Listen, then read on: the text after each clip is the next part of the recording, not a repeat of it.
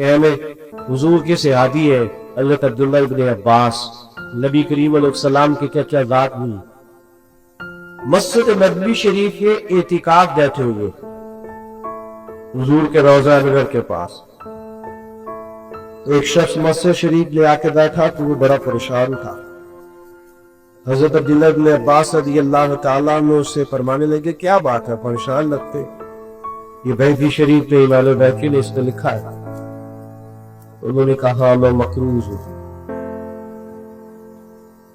اور مجبور ہوں، میرے پاس قرض چکانے کے پیسے نہیں ہیں. آج جس شخص سے میں پیسے لینے ہیں اس سے میں نے پھر کہا تھا کہ آج دے دوں گا پر گنجائش نہیں کروں، تکلیف ہے.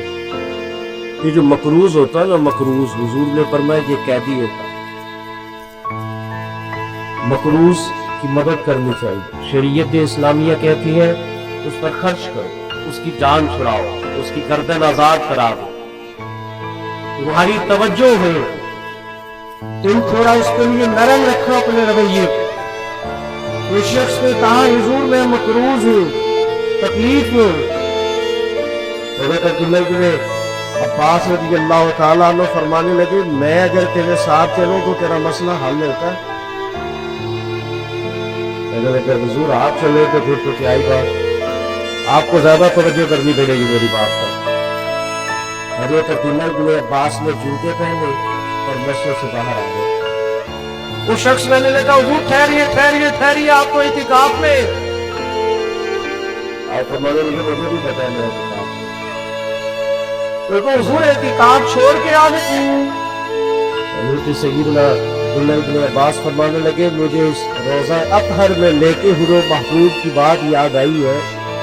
کریم رسول نے فرمایا تھا اور زیادہ دیر نہیں گزری میں نے اپنے کانوں سے سنا کہ نبی کریم نے فرمایا اگر تو کسی کی ایک مشکل آسان کرے گا اللہ 10 اعتکاف سے زیادہ ثواب عطا کرے.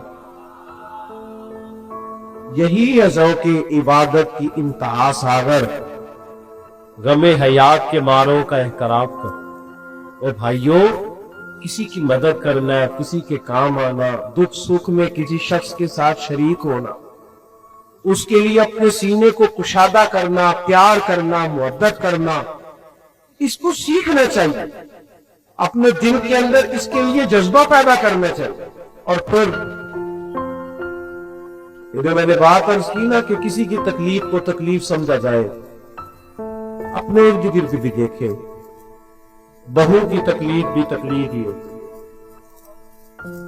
اپنے دائیں بائیں دیکھے، غور کرے. اگر بیٹی بد زبان ہے، ہمیں پتہ ہے بد زبان ہے، تو پھر داماد کی تکلیف بھی تکلیف ہی ہوتی.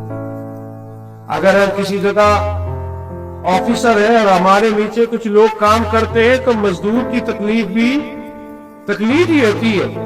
اپنے دلوں میں جب ہم گنجائش پیدا کریں گے، ہمارے سینے دوسروں کے لیے کھلے، ہم اپنے دل کو کشادہ کریں گے، آپ یقین کریں خود بخود راحت پیدا ہو، خود بخود تسلی پیدا ہو.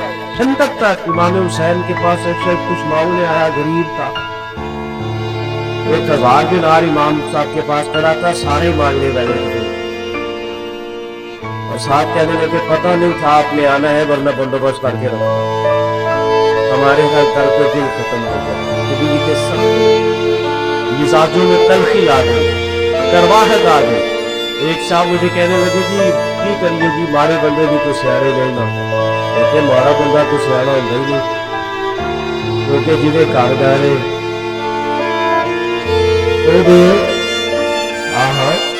میری غربت میں کیا مجھ کو زمانے میں بدنام، تو تیری دولت ہے جس میں تیرے عیب چھپا ہے. غریب آدمی تو شہرا نہیں نہ ہوتا ڈائی، عقل مند ہونے کے لیے بھی تو مال چاہیے. برا بات دیکھو نا حضرت ابو بکر صدیق رضی اللہ تعالیٰ وہ اتنے سارے کام کرتے تھے، دولت چلانا، لشکر روانہ کرنا، صحابہ کی معاملات کو دیکھنا، امت کو سنبھالنا. اتنی ڈیوٹیوں کے باوجود رات کو بوڑھی اور نابینا اماں کا گھر کا کام بھی جا کے کرایا کرتے، اس کے برتن بھی دھے آتے تھے، اس کی خدمت بھی کراتے تھے. عصر کے بعد بھی یتیم بچیاں تھی، उनकी बकरियों का दूध भी दुआते थे। एक जहन बना देते हैं ना इंसान के, मैंने खिदमत करनी है, मैंने कोई काम करना है, मैंने कोई ड्यूटी करनी है, मैंने किसी की मदद करना है, मैंने किसी के काम आना है, जहन बन जाता है, अल्लाह उसकी मदद भी फरमाता है। हमारा ये जहन ही नहीं बनता, हम तवज्जो ही नहीं करते, मैं 10 बात खत्म करने लगा हूं। हमारे घरों के अंदर जो लोग मौजूद है ना, घरों के अंदर, आपको पता है सैयद आयशा सिद्दीक़ा रज़ियल्लाहु ताला अन्हा फरमाती है, हुजूर जब तक घर में रहते थे घर का कोई ना कोई काम ही करते रहते, बाहर बड़ी ड्यूटी करके आए ऐसा, लेकिन घर आके सोचा घर वाले भी तो आग के सामने खड़े हैं, तो एहसास घर वालों का भी एहसास, और सबसे ज्यादा घर में के बूढ़े उनका एहसास। बूढ़ों को सिर्फ खर्चा नहीं देना है, कपड़े नहीं लेके देने, बूढ़ों को टाइम भी देना है, उनके साथ बैठना है, बात करनी है, छोटे छोटे मशवरे करने, उनको बेकार नहीं कर देना। हम पता क्या करते हैं, हम सारी गप्पे अपने दोस्तों से लगाते हैं, सारी गुफ्तगू बाहर करके, कभी कभी अब्बा जी को करो ना टेलीफोन और कहो आज खाना ना खाइएगा मेरे आने तक, मेरा दिल करता है आपके साथ बात करने की। कभी कभी अम्मा से कहो ना अम्मा मेरा दिल करता है तेरे हाथ की रोटी खानी है, देखना उनको उस दिन दवाई नहीं खानी पड़ेगी, सुकून की नींद आए।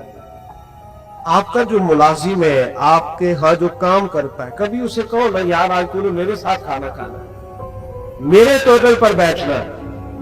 हज़रत अबू ज़र ग़िफ़ारी रज़ियल्लाहु ताला अन्हु ने भी उसी तरह का लिबास पहना हुआ था और उनके गुलाम ने भी उसी तरह का लिबास पहना था। तो किसी ने कहा ये कैसे हो गया, और मैं तब से हुजूर का कलमा पढ़ा हो गया है।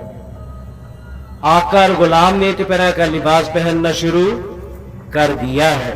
भाइयों अपने घरों में एक बच्चा हुजूर के साथ, हुजूर इसके साथ मोहब्बत कर रहे थे, प्यार कर रहे थे, तो एक शख्स कहने लगा आप बच्चों से बड़ी मोहब्बत करते, मैं तो टाइम नहीं देता।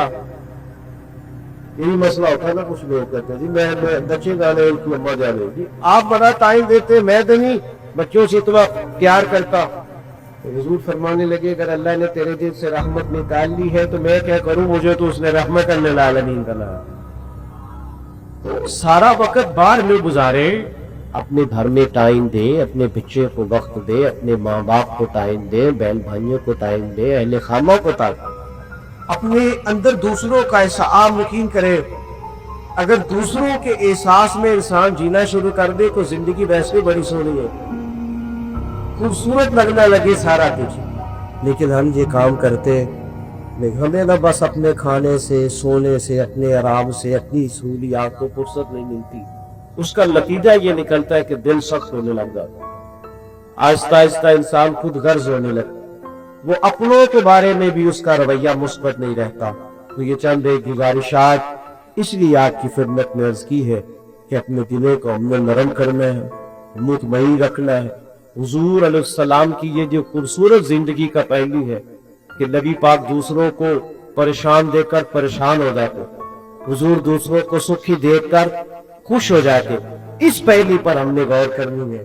थोड़ा सा ना अपने लेवल को संजीदा करने की जरूरत है, थोड़ा सा सिर्फ दूसरों के लिए सोचने की जरूरत है।